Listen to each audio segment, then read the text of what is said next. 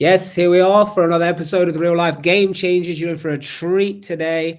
We have inside knowledge. Question: is it all hype, or is the marketplace, the housing marketplace, doing something that we don't expect? Is there some secrets going on, or do we just carry on as normal? That's the question. Here we are. So we're live now. So I want to get this. Get this shared out there. Here we go. Here we go. Yeah, so we want to hit a few shares, get a few comments just so we can see where you are. Let us know what's going on here. I gotta find myself back at the page. Oh, okay. Gotta search it. Back at the page. Here we go. Yes. Share this. Okay. So hit the share button. As always, there's going to be some prizes up for grabs. We'll tell you a little bit more of that as well. We've got some few people on here. Yes, Georgie. Yes. Okay. So hit the comments. Start tagging people. To qualify, by the way, at the end of this show, to be in for a chance to win some real life merchandise and everything that we're giving away, you need to hit the share button. So share it on your timeline and just tag 10 people in it. And that's that. Give them a chance to watch this. I'm super excited for this as well. Thank you so much, Damion, for coming on here. Thanks for having me. Appreciate it. Yeah, and Damion is considered one of the UK's best when it comes to luxury homes. So we want to dig deep into that and his knowledge of what's happening in the marketplace and what's happening with interest rates. Are people still buying or not buying? Let us know your questions that you may have, and we'll get to as many of them as we can. But first of all, just tell us, how did you end up in real estate, this market? Just tell us a little bit of the journey of Damion. So I was in the US. I was in California for 8 years with my own construction company. I had a fantastic business over there, and having my wife and my 3 kids from the UK, they always wanted to return back to England. So 2 years ago, we decided to stop the business and then come home basically. And yeah, the business was really successful. Loved what I did over there, but absolutely no idea what I was going to return to the UK and do. And did a lot of research, and then a company, Fine and Country, self-employed real estate model popped out, and I just got in touch with them. I loved it. It was a really nice brand. Like the culture of the company was awesome. It was self-employed, so it wasn't kind of, sat behind a desk and average estate agent salary of like 14K or whatever it was. It was like, look, we're looking for business-minded people. And yeah, I joined them and quickly became one of their top agents within the first year with no experience. And I just thought, it's kind of wild. How does that happen? But I think it's because I adopted the US style of marketing, and seeing, that their professionals over there are earning crazy money, really looked up to. And then after being successful over here, I decided about 6 months ago to start up my own company, Luxury Property Partners, with my business partner Tyler. And we're flying. It's doing really well. Really enjoying it, and it's enjoying starting the process of being my own business again, which is great. Yeah, good. So we're gonna get into what's the difference between this model you're talking about and the traditional model that most people are used to. But just tell us, why this industry, why property, why the real estate market? What kind of, interested you there? I think because I came from a construction background, I kind of understand what goes into building a property, and then seeing how the Americans do things and their marketing style, how to really build the value of a property.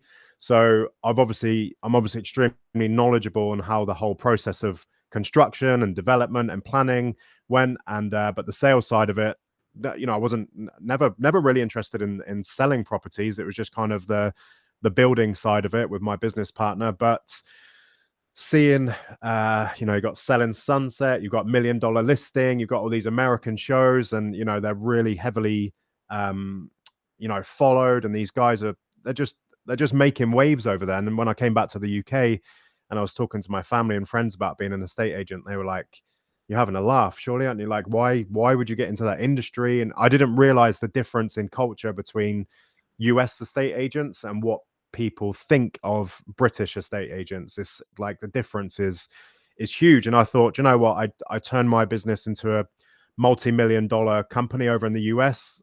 I can do this, I can smash this with the right kind of mindset and marketing and negotiation skills. And it just kind of really interested me. And I thought, I'm not going to be able to change the face of the industry. I'm not going to be able to do all of that, but I think I'll be able to, give it a good crack and be pretty successful.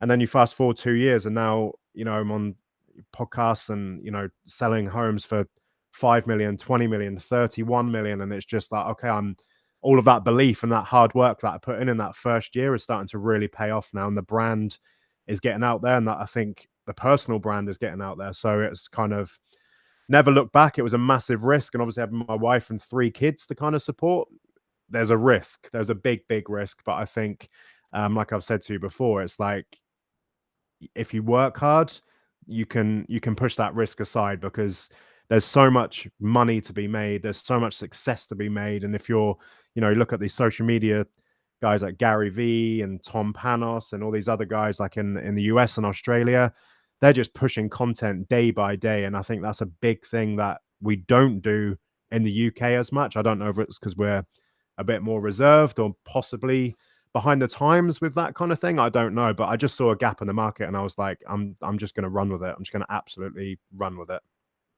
Awesome. I love it. So, interesting that you mentioned the difference in how they operate, because, and people can see this on the Mark Harvey YouTube channel, but we went into the streets to find someone and give them an opportunity to invest in property themselves. We went into an agent. We want to buy a property, right? And they did anything but enable us to buy a property. Yeah. So what is the main difference? Like people expecting people to walk in their shops and them not even wanting to know what my criteria, or like they only just got bog standard. What's your budget? What you're looking for? Rather than like for investment properties, there is no budget. Depends on what the numbers are. Yeah. So people walking into their shop and them almost pushing them out versus you putting content out there and having a more proactive. What's the main difference, and how do you expect this to work in this market, or how has it been working? How you want to see it moving forward? Well, there's so many high street offices out there, and I think the problem with those is you've got so many different roles like negotiator, valuer, manager, all of these lister. You've got all of these different things, letting departments, and it's just like everybody's in this office, who's in charge of what. But with me and with all of the other self-employed models out there, we don't even have an office. My argument is, why would I need an office? Because if I'm a good agent, I should be out there every single day. I should be on viewings, I should be on appointments, I should be doing content, I should be filming properties, networking, doing things like this with people like yourself. You don't need to be sat in an office with your shirt and tie and your 3-piece suit and kind of waiting for people to come in. Like you said, the bog standard questions of what's your budget, where you work. I don't work like that. I think a high street agency is probably needed for more kind of the lower end, I would say.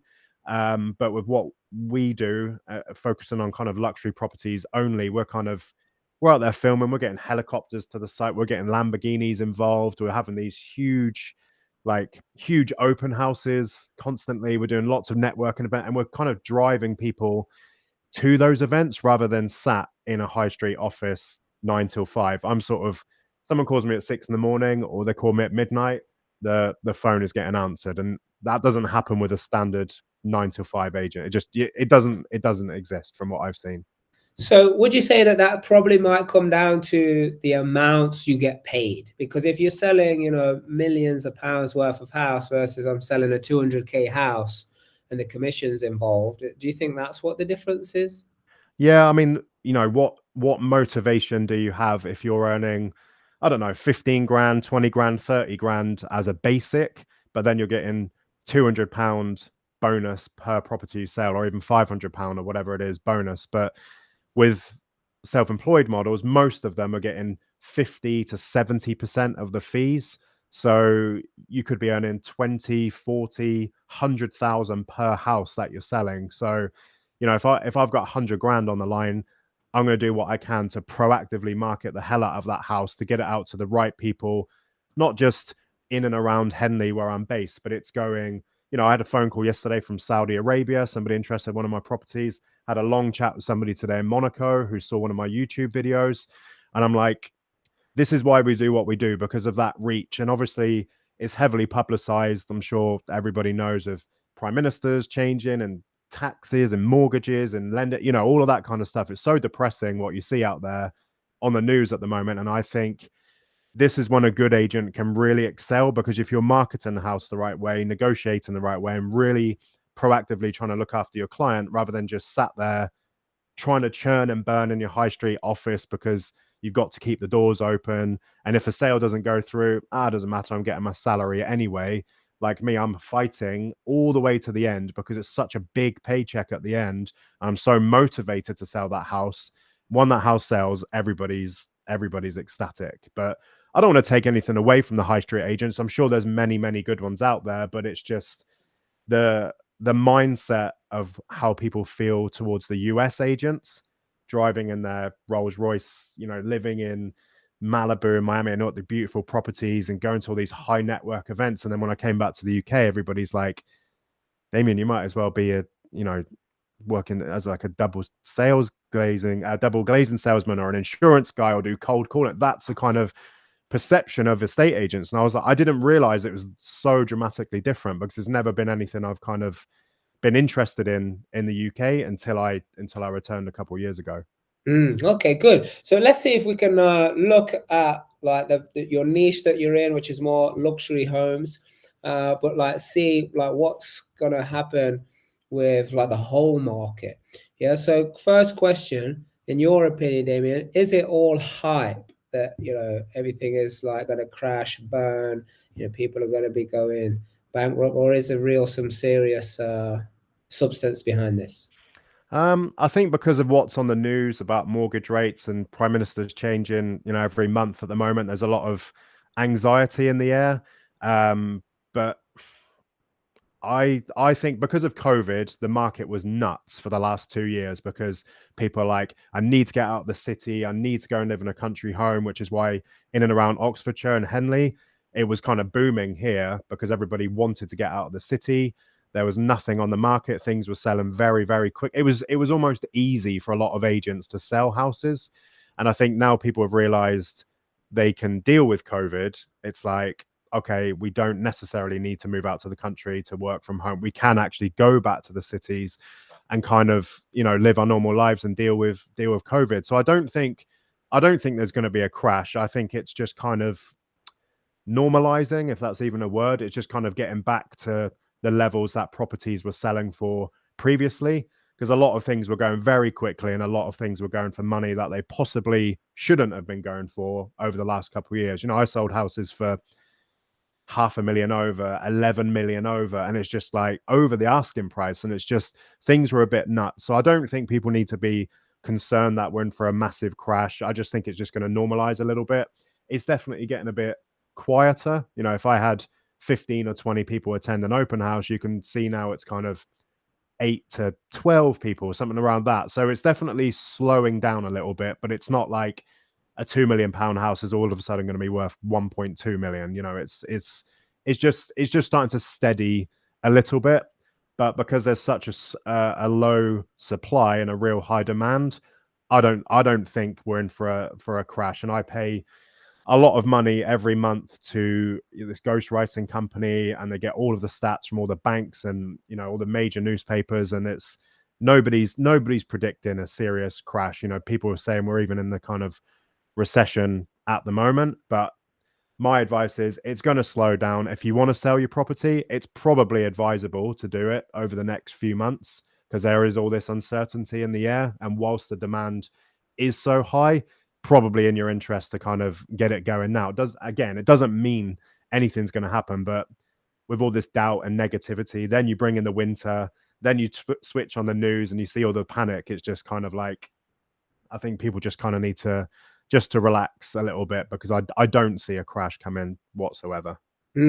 So yeah, I'm hearing everything that you say there, and it's like, okay, house's price went up, up, up, up, up, up, up. What are we expecting? That there's a crash if it now goes down from what it is? I mean, it can't just keep going up in one direction only. It's got to, do some of this. Yeah. But what about the people or the mindset was like, yeah, but Damion, Mark, look, my mortgage is now double than what it was before. My energy bills are doubling, tripling. Like, this is real. Like, I can see the money coming out my bank account more than it was before, and like that making it tangible and real. Like, what do you think is going to happen to the marketplace because of this? Yeah, I mean, I've heard it a few times recently, and I think the benefit I've got of dealing with the top end of properties is that it's always cash purchases, so nobody's really financing a 5, 10, 20 million pound house. But at the lower level, like one of my clients, he's selling a 2-bedroom flat. He's not using us, he's using somebody else. But he said, look, a lot of people are getting nervous and they're very apprehensive. Banks are turning them away at the moment. Some people did have mortgages kind of lined up and approved, and now they're going back to the banks and they're saying, actually, no. So, but I think there are a lot of lenders out there that are lending. There are a lot of private firms that are doing it as well. I spoke to a couple of those yesterday as well, and I think it's just the uncertainty. And I do feel sorry for people that are struggling to get the mortgages, but I think it's just a blip. I think it's just as you said, things have got to go up, because it's been doing this for the last 2 years. It's kind of steadying out a bit now. But from a lending perspective, I think the banks are always going to lend. Maybe you're not going to get the best rate like you would have a few months ago, but things chopping and changing so much, I don't see it being consistent. And I think with properties and selling properties and buying them, you should only be concerned at the moment if you're going to potentially flip a property. A lot of people who are buying homes to be their forever home or to have for the next 5 or 10 years, you don't really need to worry about what the value is going to do next year, if it's going to drop a couple percent or whatever. Is it really going to make a big difference if you're selling a home in 5, 10 years time? Yeah, absolutely. So what about, like you say, people are lined up and probably affordability to the bank is good, but then things changed. Interest rates have gone up, so mortgage payments have gone up, so now they're not affordable. So what do you think this is going to do to the rental market? Because you said don't flip. You'd be concerned if you're going to want to sell property to make money at the minute, because you don't know whereabouts in the cycle it is right now. But what about the rental market? I think the rental market is absolutely booming at the moment. They all know they're overpaying to live in certain rentals at the moment, in and around Oxfordshire and Henley and where I'm kind of based. I'm not too sure with the rest of the country, but I think there's a lot of people with a lot of money who cannot find a property to buy, who are just simply going into rented and just waiting for that opportunity. So I think the rental market is really, really hot. I think if people do want to flip a house, maybe not necessarily sell it instantly, but sit on it for maybe a year as a rental, I think you'll be able to get a great return on it, because there's simply not enough properties out there to buy at the moment. So people are almost forced into rented. I was in exactly the same situation. We were looking and looking and looking, couldn't find anywhere. And then we just said, look, we have to go into rented until the right thing pops up, because it's not like there's 20 or 30 houses that in like a 5-mile radius of me, which one you'd want to live in, or two maybe meets the budget. So I think rental market is solid. It really is solid, especially from an investment perspective. And we say that's across the board, like right down to like studios and HMOs and 1 beds, 2 beds, right up to the luxury. Yeah, people are moving into properties like they don't really want to rent it, but they actually don't mind, because it's like, I'd rather live in a place that I don't overly love for a year, with the hope that I'm going to find something really special in that 12 months that I don't mind losing a few months of my tenancy on. And I've got clients that I think we're trying to tie up something at the moment, 135 grand a month for a rental, and they're not blinking at it. There's another one at 80k a month, but we don't even deal in rentals, but we're kind of helping them out, because they just want to rent, because they don't know where they want to be long term. And then you've got one of my other clients, she's got nice house, and then like a little 1-bedroom annex in her garden. She's renting it out for about £1,800 a month because the people there, they simply are living in that area, renting her place in the hope to be first to go and buy when they find something that pops up. So even a little tiny little annex in a garden with a little kitchen, little lounge, £1,800 a month. It's just nuts. But when people don't have a choice, it's almost you can charge what you want when you're, renting out your property, which is, is that bad for the people renting? But on the flip side, is it good for the people that are trying to make some extra income? So I want to hear from anyone who's watching live, put hashtag live. If you're watching on the replay, put hashtag replay. But I want to know in the comments, but I also want to know from you, Damion, like, do you think it's everybody's dream to like buy and own a house that they live in? Um, I I might be wrong, but I think the Germans love to rent.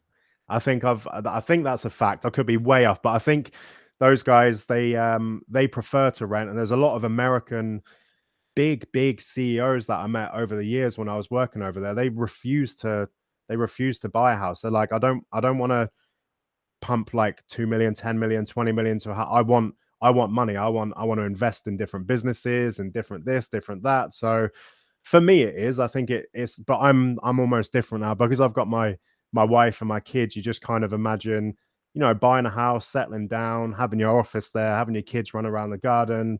Yeah, it's all nice. But I see a lot of younger people now. There's somebody that's coming on to work with us. She's only 21, 22, but her dream is to kind of buy something, renovate it, flip it, and kind of get on with the next one and kind of immerse herself into property. And I think what a lot of people have learned over the years, it's probably one of the safest investments you can make.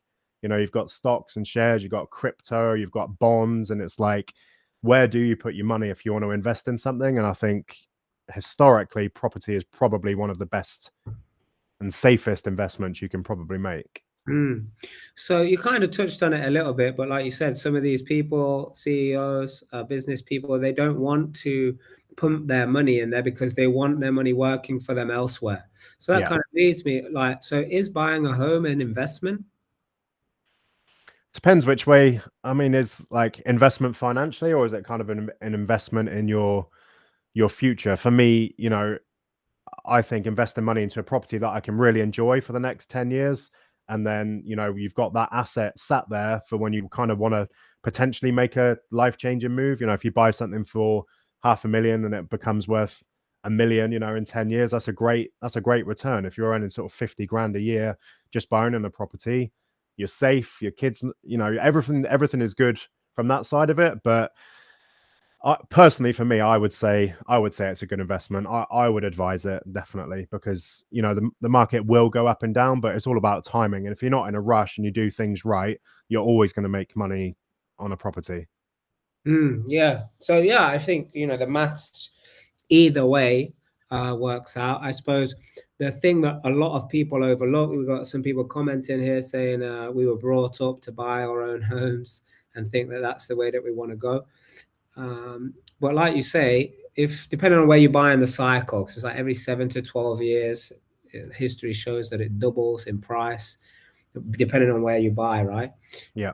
But what about, okay, that money I put in and I might make, X amount of return, but what about all the return I didn't get from that deposit?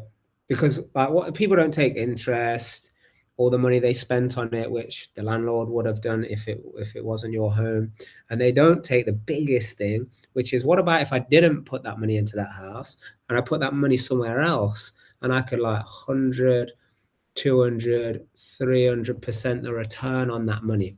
And I'm talking like, you turn 100 into 200, 200 into 400, 400 into 800. Like, what do you think about that? I would do it. I would definitely do it. Like if you could buy, up north, you can buy, and I know my friend and my videographer, he does it. He'll buy places up in Newcastle. He'll buy places in Wales, like a little 2-bed kind of terrace house, pebble dash on the outside. He'll go in, he'll pump 20K into it, 30K into it, and he'll make probably 30, 40 grand a time on flipping these properties. But he knows the risk, and he's studied and he's paid a lot of money to go on these courses and development and financing, because I think he invested about 28 grand to go on all of these courses to really teach him the ins and the outs. Because, you know, if you do it wrong on your first time, then, you know, if you budget a bathroom's 10 grand, but really it's going to be 20 grand, and the kitchen turns up being 30 grand, and then the roof needs doing, and it's just kind of like it can spiral. And I think for some people who are risk takers, then I think it's a great idea, but that's down to them. That's, you know, that's down to them. But as I said earlier, there's a lot of money to be made in doing things like that, in investing the right way. But I don't think rush anything like that. I think speak to people like yourself who are kind of professionals and who've probably gone through the highs and the lows of it. But I would say just don't throw your money into something without having a lot of research and doing your due diligence first, because you don't want to get it wrong, especially if that's kind of all of your life savings that you're putting into it. Absolutely. So you seem very kind of like stable, cool as a cucumber, as they say, about the market and the current goings on. So like, what if someone is looking to be like, you know, wow, like all this craziness, it's making me feel like a little bit stressed or a little bit anxious. I don't know what to do. Like, you know, like I do, because like you said, there are going to be people who are struggling.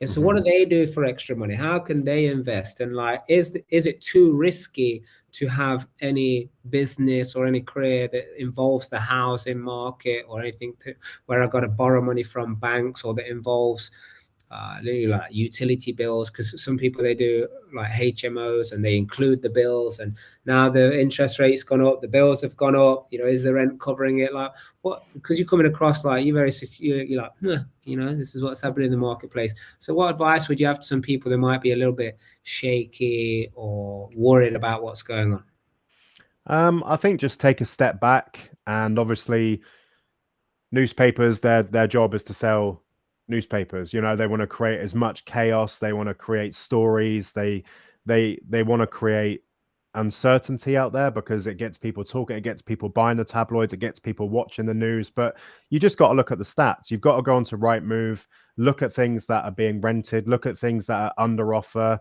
look at the prices that these things are going for. The housing market is hot. It's really hot all across the spectrum, whether it's a 200k house, whether it's a 30 million pound house. And I just, sometimes it's almost better not to turn on the news. And I know a lot of very, very successful business owners, they're like, I don't even watch that crap. I don't even want to, I don't want to listen, because they're trying to manipulate how people feel. And it goes like really dark, and it goes to like create like government levels and things, how they're trying to make you think. And but I'm very calm, because I watch it. I live this life. I'm doing it every single day, and I'm picking up the phone to people who want to buy houses, who want to sell houses. I'm seeing colleagues and ex-colleagues from different businesses. Everybody's busy. Like, the housing market it's hot. And yeah, as I said, it's going to normalize, it's going to stabilize, it's going to slow down a little bit. But like you said earlier, it can't just continue to do this, because it's just like a never ending, and it won't, like, there'll be houses at 200 grand that are worth 2 million. It doesn't go like that. It's got to go like peaks and troughs, you know, it has to do that. But I think it's just been on such a steep incline because of COVID and the panic again that's been put into people's minds, that they get away from cities, go and live out in the country. But don't believe all the hype. It's not as bad as people make it out to be. And I think there's light at the end of the tunnel. And I don't think, you know, don't there's focus on your family, focus on your friends, focus on Christmas coming up. And, you know, obviously if bills are going up, people are going to have to tighten up a little bit. I get it. You know, our bills have gone up, and it's just like, oh crap, okay, maybe we can't do this for a couple of months, or maybe we'll cut back on this or whatever. But we've learned to deal with so much junk over the last 2 years because of COVID, being locked inside your house, not being able to see your relatives, not being able to see your mums and dads and grandparents. We've gone through a lot worse. And I just think if we've got to tighten up for a little bit, it's going to be okay eventually. Okay, good advice. And yeah, it's interesting that you say don't watch the news, there's all this other stuff going on. And what I always see, especially with the housing market, is when the stock market drops, shows some volatility, that all goes on the news.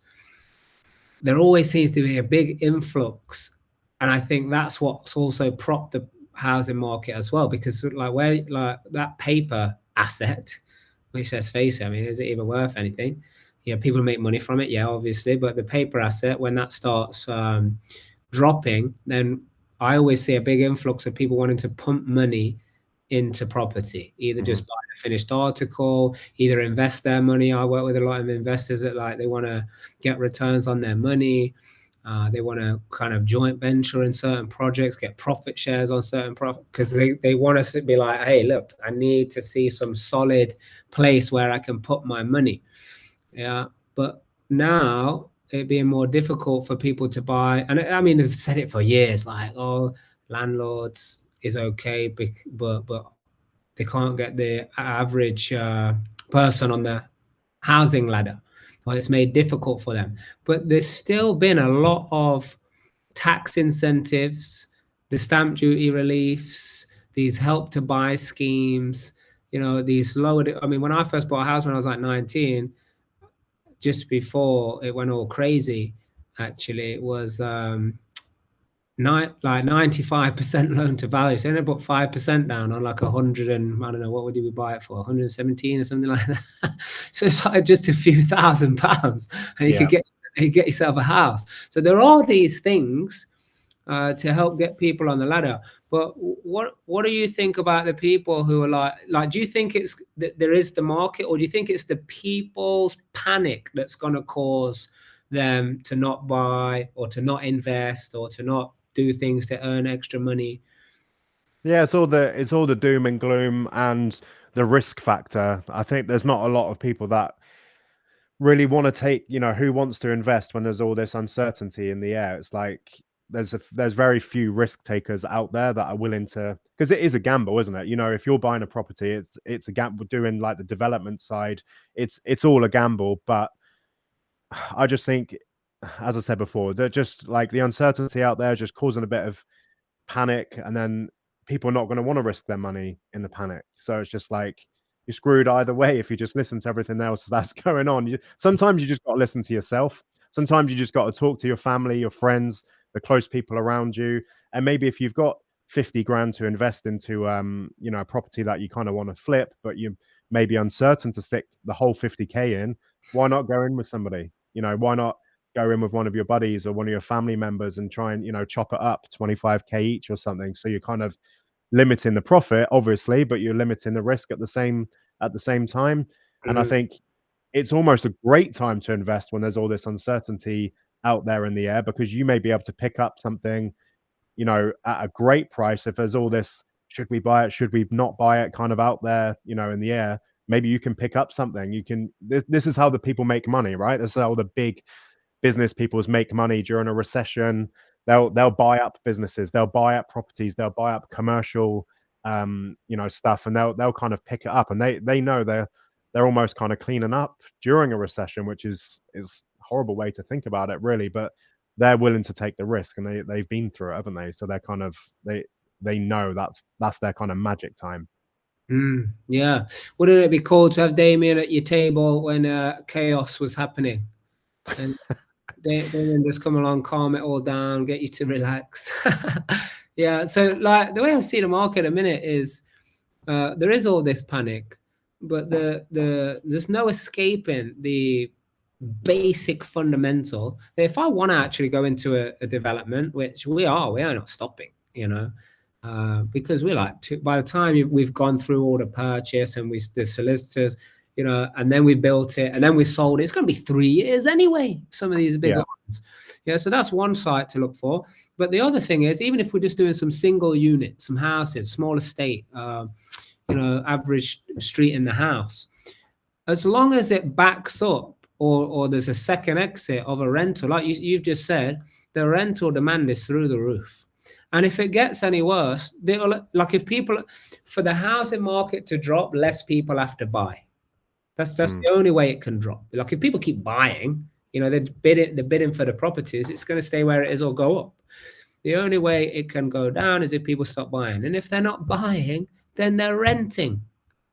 So like, I don't see there's any bad point. And you've put it very nicely to say, yeah, there's a lot of garbage out there, hype, to try and turn people crazy. And what doesn't help is like people see in the bank account, like, no, but the interest rate is more. Oh no, but the bills are like, I can physically see it coming out my bank. Oh, you know, Jeff down the road, he said this happened and that happened, and then it just kind of spirals out. I mean, yes, the bills have gone up, but like when the petrol first went up, you know, I remember buying it at like 94p. Yeah, when I had a motorbike, yeah, when I was like 16 years old. So actually, we're only just about double. Yeah. So it doubling in the last 20 years. But hold on a second, the housing prices have more than doubled.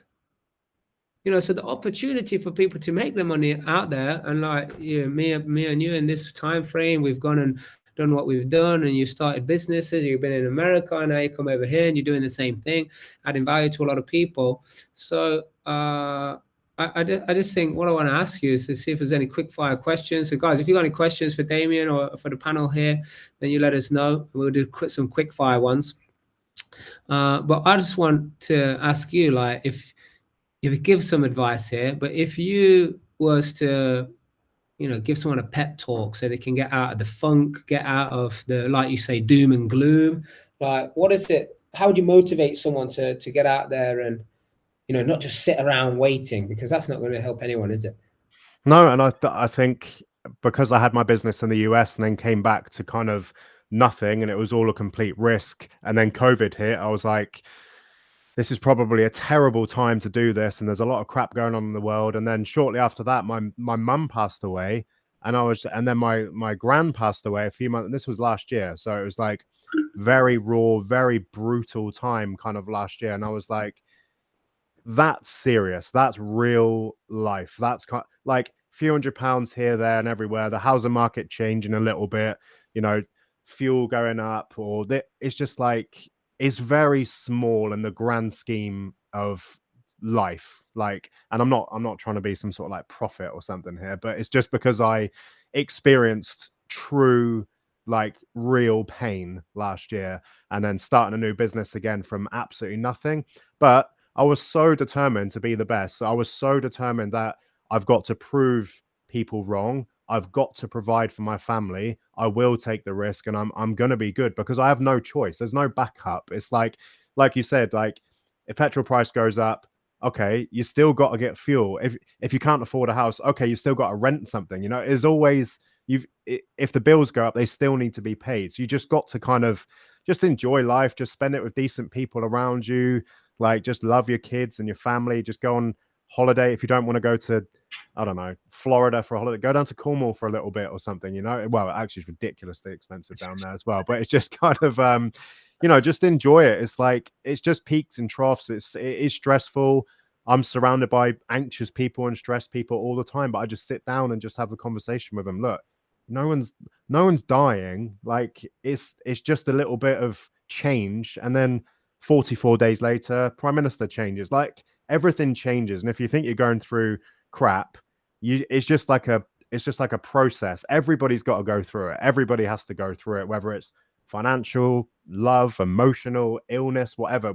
As long as you get through it, then you're good. And just don't take it too seriously. Don't listen to all the crap that the media is filling us, because they're half the problem in my mind. I know it is their job to kind of get the info out to people, but creating all this panic is just, it's not fair. It's not fair on the country. We've been through enough crap as it is over the last few years. So I just think, just enjoy it. Don't take life too seriously, and you'll be fine. And you having like a you know, like interest in the marketing, because that's how you get your business and add your value out there. You'll probably know, just like we do, it's those negative headlines that get more clicks, get more views. And I don't know if it's just the way that people are programmed, society or whatever. People just want that bad news. Maybe it's something like, I heard some study years ago. This was years ago now. You know, like all the soaps that people watch. People watch. It was a study that said people watch it because it makes them feel better about their life. You know, there's something miserable going on. I don't know what the study was or something like that. So I'm wondering if the negative headlines is the same thing. Yeah, you know, like I think it's Jeremy Kyle. That's what it is. I heard that one before as well. People watch Jeremy Kyle because it makes them it makes their family life and their home life feel better. Yeah, I heard that as well. Oh man, I forgot about that show. Yeah, crazy. Okay, we've got a question on here. Geordie is saying, Damion, what's your favorite part of the real estate industry?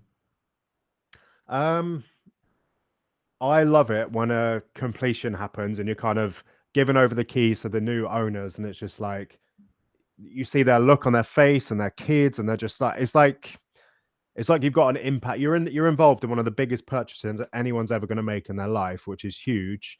But then you're basically finding them potentially at the higher end. You know, if it's a 5-10 million pound house, it's probably their kind of forever home, and it's just like the smile on their faces, and they absolutely. It's just a big day. You know, it's a big day. There's not many people out there just kind of don't have any emotion like me anymore because just going through all the crap every single day. But it's just that their faces when you're giving them the keys and they're like, "Oh my god, this is a beautiful home, I'm so excited," and they're like, "Thank you, Damion." And I'm just like, "Don't thank me. You guys have done it. You've worked hard. You've bought this house with your money." But I think it's you just have a massive impact on people's lives, and I love that part. Nice, beautiful. Okay, very good. So, I always ask two questions at the very end of this, but it's been awesome to have you on. I think you brought like the coolest, calmest energy to this call. Where if anyone had any like worries of what was going on, I think they can just be like, if Damien's okay with it, then we're all good. So I want to. Oh, we've got another question quickly before that. So, what is your chosen strategy? I don't know what MD is, but what strategy would you advise others to adopt? What with selling property? Well, just in the real estate industry. I think it's just down to marketing. If you're an agent, use social media every single day. There's so much content you can film. There's so much information you can help provide with people for people. I think Gary V, he says, jab, jab, jab, hook. So it's just like constantly give out free information, be as helpful as you possibly can. Create value for people to want to kind of watch your channel and kind of tune into you. And then when it's from a client's perspective, just show them that you're working, just market the hell out of their house, do an amazing production, spend money on social media ads, get them into publications like the Telegraph, the Times. It all costs money, but if your high street agent typically is taking a picture and stick it on Rightmove, that for me, you're not really going to find out the true value of that property by doing that, as well as all the social media stuff, all of the publications, getting worldwide exposure. That's when you truly, one, you're looking after your client because you're doing the right thing by them. But secondly, that's when you're going to know the real value of the house. And as a home seller, that's what I would want my agent to be doing. You know, not just, oh, we sold the house in 1 week. Yeah, fantastic, blah, blah, blah. To me, there's nothing worse. I hate that when I see it as an agent, when another agent posts, just sold this house in 3 days, blah, blah, blah. And I'm just thinking, that's really, really bad service to your client. It's great for you and it's good for the, you know, the ego side of it. Oh, I've sold a house this quickly, but how much could you have sold it for if you marketed it properly for 4 weeks, you know, and got a good group of buyers in? And then also what happens if that first buyer, they decide, I've listened to the news, I'm miserable, didn't realize how, you know, crazy the world is, maybe I should back out. Then you've got no backup buyers. So I think it's very important to kind of not rush when it comes to selling a property, because you if you want to get the most money and the maximum exposure, you got to take your time. You have to take your time. Good. And what would you say, like, you know, like the lower end of the market, 100, 200, 300,000 pound houses? Let's say I was bringing some to the market, I wanted to sell them. Like, what can I do, or who can I go to without being stuck with someone who just, like you say, takes a picture and puts it on Rightmove? Well, it doesn't matter what price level the house is. I think any house deserves the right marketing because it's going to be somebody's forever home potentially, and it's somebody's biggest asset that they're going to sell. And at that level, 100 grand, 200 grand, 300 grand, an extra 10, 20K can make a huge difference to those people. It could be another bedroom in a, you know, in their next purchase. So I think at whatever level of the market, agents need to do more for their clients. And I'm not calling anybody out, but over the last 2 years, it's been very easy for people to sell a house, but the difference between selling a house and selling it for the right price are two completely different things. And I think we think too much of our own gain rather than the clients and trying to get them the most money. And that's where a lot of agents kind of fall down. And that's what I don't like. I don't like to see that. Good. And you know what? You just reminded me of a saying, actually, because in the last kind of recession and the market kind of volatility, I remember like it was after, again, increase, and like all of these businesses and the dot-com boom, because I was in the software industry at the time, and the dot-com boom, and everyone was like just selling easy.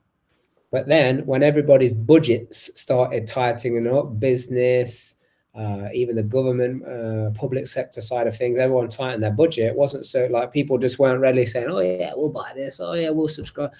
So that is when you see the difference between, like you say, someone just sitting back being reactive, like order taking, versus someone actually making it happen. So like these times are gonna separate a lot of people, but also Exactly. some awesome business people, entrepreneurs will be born. The ones that make it through, the ones that keep going, the ones that persist. Yeah, they might feel that it's tough, but in a way, like you say, you got to serve the client better. Yeah, you They got. deserve it. Yeah, they're paying you, and do you just want to do it? It's not a quick sale. This is what I say to anybody I ever meet. This is the biggest asset in your life. It's the most expensive thing probably that you own in your life. Why would you not want a professional to do it right and not rush it? Even when it comes to, it's not like you're putting something on Facebook Marketplace or something and just trying to get rid of it. This is the most expensive thing you own. Take your time, pay the right agent, market it right, whether it's me, whether it's somebody else, just make sure it's the right person. And it's almost a race to the bottom in the UK with fees, and I don't think it should be like that. I think the cheapest agent is actually sometimes the one who's the most expensive up front. Like the cheaper agents are 1%. We charge 2.5%. But if we're netting our clients 400,000, 500,000, £5 million more, the clients don't care. The fee is irrelevant. And then at that point, I actually become the cheapest agent, which is like, but I think it's just been so drilled into people, purple bricks, the online agencies, the 0.5%ers, the 1%ers. People presume that's a good thing, but I just think it's terrible when you're trying to sell the most expensive thing you physically own. Why would you want to choose the cheaper option? But rightly so. If it is just posting a picture onto Rightmove and they're all doing the same thing, or who's got the best shop window, then it should be a race to the bottom if that's what service you want, right? Yeah. Because you're just doing the same thing. Like, why would I want to pay any more? Yeah. I do want the cheapest fee because you're not doing anything. But in my time, I've come across a few good people who really work for us on the selling, and also really work for us helping us buy the right properties and all of that. But also, I've come across a lot of people. Even one recently, it was quite funny actually.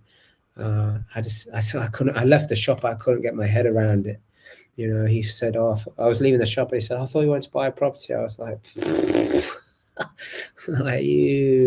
like, good job I know what I'm doing, because he again was like, interest rates are this, rental units are like I got like property already rented out, right? And he's telling me what the rental demand is or what price we could get.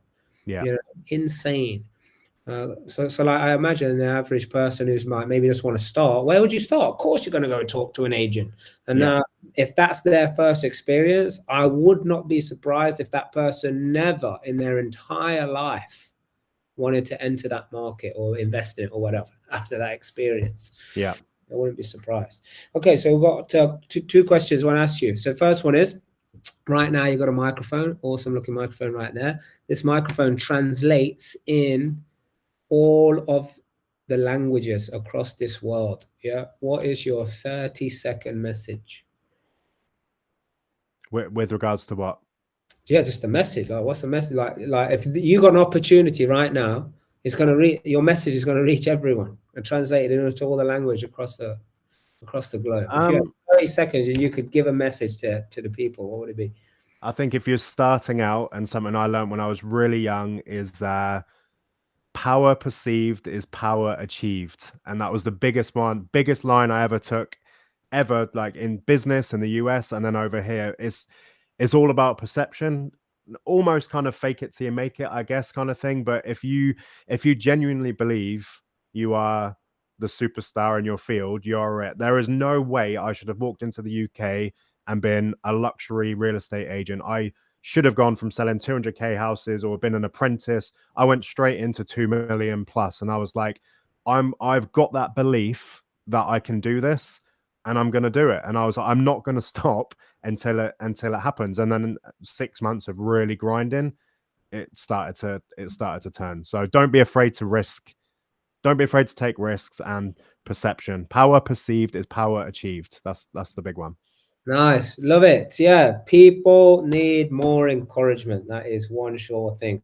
So last question we have, and before I ask this last question, by the way, I just want to say thank you so much for coming on here. So much value people are getting, all in the comments. I can see it here. And it's not what they're commenting, it's what they're not commenting. You know, people are so engrossed in everything that's going on. So thank you so much for coming on and adding value to the community, and let this reach many, many people.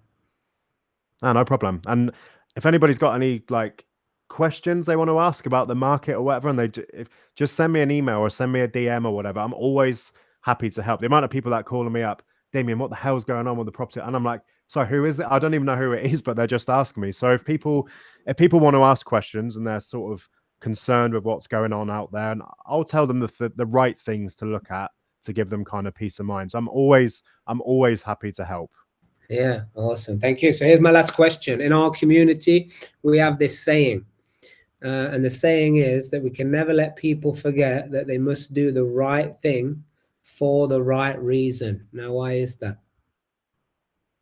Karma, for me, is a big one. Love it. You're just so simple, straightforward. I love it. Definitely the type of mindset you need in business. Mm-hmm. Yeah. So thank you so much, Damion. We say do the right thing for the right reason, because that's the only way you're going to discover your true potential. Yeah. Nice. We love your version, and we've loved having you on. Thank you everybody for watching. If there's anything that you want to ask or put in this chat, and Damion, you can connect with Damion, definitely do so, especially if you got a crisis. Damion seems like the type of person you could contact when you got a crisis happening. Yeah. And he'll bring you back down to earth and keep you stable and keep moving forward. So until next time, guys, thank you so much. We will see you very soon.